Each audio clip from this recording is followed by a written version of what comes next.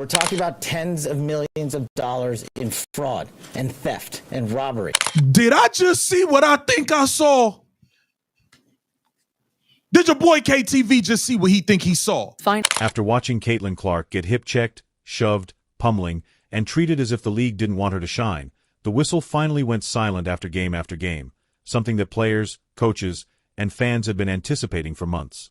Federal agents are currently looking into the WNBA after coaches requested fairness and were ordered to make adjustments. FBI starts sniffing around, starts digging around, starts flipping through pages, looking into the WNBA. Not fan exaggeration, not rumors. An actual government investigation into whether referees were instructed, games were influenced, and results were manipulated to preserve the league's reputation. Caitlin Clark, the biggest attraction the WNBA has seen in decades, is the athlete caught in the middle of it all. The athlete who purportedly received the least protection was also the one who brought attention to the league. It's no longer simply about officiating. This has to do with leadership, integrity, and credibility. Investigators now want to discover who gave the orders and why. Fan noise does not initiate federal investigations. They don't start because a television analyst called out a foul or because one coach complained. They start when patterns start to emerge. Strong enough patterns to warrant examination, according to someone in a position of authority. We are currently at that point with the WNBA. Internal league communications, officiating assignments, referee evaluations, and administrative decision-making are all being reviewed by federal authorities. They are attempting to ascertain whether something more deliberate occurred or if the league just had uneven refereeing, which occurs in all sports. Additionally, the question is straightforward. Was a particular narrative protected or outcomes shaped by the officiating? This is more than just a basketball disagreement when you get to that level of investigation. This is a professional competition that is being scrutinized for possible wrongdoing. It's not simply about what transpired on the court. The question is if someone instructed referees to allow it to continue and why it continued happening. This is what distinguishes a controlled environment from a missed call. This is the portion that makes all the difference. The referees are not the only subject of the probe. The league's leadership, including Commissioner Cathy Engelbert, who is in charge of upholding the sport's integrity, is also being examined. The foundation of the league itself is being questioned while leadership is being reviewed. However, this didn't happen right away. All season long, this has been growing. This season's WNBA officiating felt different from the first night. In addition to being irritated, coaches were perplexed. The rulebook did not align with the physique criteria. One game's foul wasn't a foul the next. Calls that ought to have been evident were dismissed without any justification. Players also sensed it. They made adjustments. However, the whistle continued to change. This was more than just a difficult period of officiating. It was the constancy that vanished. Teams started getting ready in different ways. Coaches were instructing players on how to endure physical play and not anticipate calls rather than concentrating on defensive rotations, spacing, and tempo.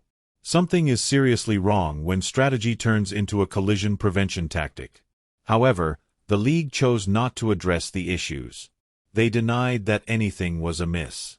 They insisted that the officiating was within reasonable bounds. In the meantime, spectators in arenas were able to witness the events firsthand. Because of the officiating cadence more than skill or strategy, every possession felt uncertain. Tension, not rage or discomfort, began at this point. Basketball has rules, which is why it works. You follow the guidelines. As long as you follow the rules, you win. However, individuals start paying attention when regulations start to feel like recommendations and when results begin to feel influenced rather than earned. And that's where the probe started to pick up steam. Then an uncommon event occurred. The referees started talking. Rarely do referees break ranks. They follow internal accountability procedures, confidentiality policies, and professional codes. Neutrality, or at least the perception of it, is essential to their work. Therefore, the fact that several WNBA referees apparently testified under oath alone demonstrated how dire the situation had gotten. Referees were more than just missing calls, according to those testimonies. They were allegedly being instructed on how to officiate specific players at specific times, not according to the rules but rather according to what would give the league the best possible competitive image. To put it another way, officiating involved more than just enforcing basketball rules. It was influencing how people perceived things. This was not made public by the referees through remarks or interviews. Their testimony pointed upward towards decision-makers above the court, and they said it on oath, where lying has legal repercussions. This is the point at which officiating becomes problematic. It's human to miss a call. A component of game flow is modifying physicality. However, telling referees to preserve their reputation instead than upholding justice is a completely different matter. That is the distinction between influencing and officiating. However, to comprehend the motivation behind anyone's desire to control attention, we need to discuss what was drawn and by whom. This is the phrase that keeps coming up in conversations about the probe. Preserve the league's reputation. It sounds innocuous, like something from the marketing division. However, analyst interpretations and testimonials suggest that safeguarding the image may have meant something far more strategic. One player shouldn't represent the entire league. Avoid letting the attention focus too much on one area. Avoid making the league seem lopsided or reliant on a single superstar. That sounds like long-term planning in principle. In actuality, officiating would constitute competition manipulation if it were based on that notion. It's hardly a basketball issue if the league was worried that one guy was receiving too much attention. It's a branding issue. Additionally, judgments about officiating should not be influenced by branding considerations. Investigators are attempting to ascertain this. Was the purpose of officiating not to control play but to control narrative? Because you cannot have both competition and presentation if the call on the court is impacted by image concerns. And Caitlin Clark, the player at the heart of this whole issue, was the one altering the gravity of the entire league. Caitlin Clark provided momentum to the WNBA in addition to skill. Every arena she entered was sold out. The cost of tickets skyrocketed from $15 to $300.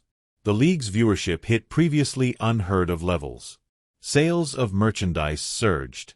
Suddenly, people who had never watched women's basketball before were paying attention. It wasn't hype. It was gravity. Caitlin Clark was more than simply a basketball player. She moved the center of energy for the entire league.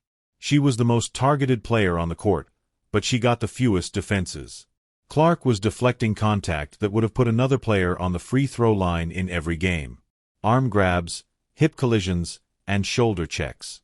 Because officials were not intervening, you could watch the violence getting worse. And the question kept coming up. Why is the most valued player in the league the least protected? Fans weren't requesting special treatment. They were requesting the fundamental application of the law. And it became impossible to ignore the disparity between her worth and how she was treated. However, in order to comprehend why she was treated in this manner, we must examine the rationale. Allegations under investigation claim that Caitlin Clark's influence was more concerning than her skill. According to reports, the league was concerned that it would turn into the Caitlin Clark League, where she was the focus of every story. Leadership apparently attempted to counterbalance momentum by permitting more violence against her and fewer foul calls, rather than embracing it. It was a straightforward, unwritten message. Reduce her speed. Spread out the spotlight. Don't let one star overshadow the league. However, this is where the reasoning breaks down. A league rises along with its stars. One person has boosted every major sport throughout history. Tom Brady, Tiger Woods, Serena Williams, and Michael Jordan. A league is not overshadowed by greatness. It constructs it. Despite suffering blows without complaining, Caitlin Clark continued to play, compete, and support the league both financially and culturally. The main reason her admirers became even more ardent was her professionalism in the face of such pressure. At this point, attention immediately turns to Cathy Engelbert and the league's leadership. Throughout her tenure, Cathy Engelbert has presented herself as a reliable leader. She frequently discusses long-term league vision, branding, collaborations, and expansion. However, press conferences do not define leadership. Decisions are what characterize leadership. Investigators are currently looking at whether those choices led to skewed officiating patterns. Nobody is claiming that Cathy personally instructed referees on how to call games. However, the inquiry is examining if her management, executive orders, or operational tactics prioritized image control over fair competition. At this point, the tone changes from perplexity to responsibility, because it would be considered organizational misconduct if the league was influencing results, even in a subtle way. Furthermore, Cathy doesn't benefit from her public persona. Fans didn't see leadership when they witnessed Caitlin Clark get smacked without raising a whistle and saw Angel Reese standing by the court seeming cool, collected, and unconcerned. It appeared to be dissociation. A few supporters even made jokes. According to Cathy, she was defending the league. Protecting it from what? Success, but when federal investigators get involved, the humor quickly wanes. This leads us to the most grave aspect of the whole circumstance. This is more than just controversy if the inquiry reveals proof that games were manipulated, referees were instructed, or results were purposefully altered. Sports fraud is what this is. Competition manipulation is prohibited. Whether the motivation was marketing, balance, or perceived justice is irrelevant. A deliberate manipulation of competition results in a misrepresentation of the outcome, which is a legal problem. Federal investigators are involved for this reason. This extends beyond statements, league punishments, and public relations. Evidence of involvement at the leadership level may result in executive authority being removed, structural oversight reform, leadership resignations, and even legal action. This is the kind of scenario that doesn't go away quietly, since trust is the cornerstone of sports, and it rapidly collapses when supporters think competition is impacted. We must now consider the implications of this for the league's future.